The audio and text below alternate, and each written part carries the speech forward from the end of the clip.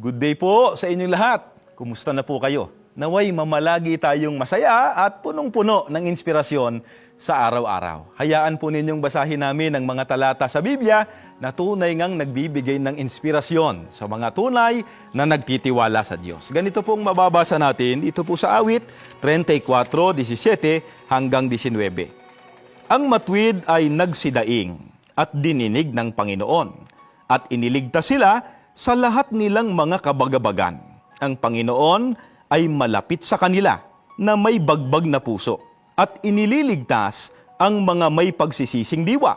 Marami ang kadalamhatian ng matuwid, ngunit inililigtas ng Panginoon sa lahat. Kahit gaano po kasama ang mundong ito, piliin nating maging matuwid sa lahat ng pagkakataon. Ang matuwid, ang sinusunod ay ang mga kalooban ng Panginoon Diyos. Kaya ang tunay na tumitiwala sa Diyos, sa panahon ng kabagabagan, panahon ng kadalamhatian, lumalapit sa Diyos na may bagbag na puso sa pamamagitan po ng panalangin. Handa naman ang Panginoong Diyos na iligtas ang mga hinirang niya na laging nagtitiwala sa Kanyang magagawa.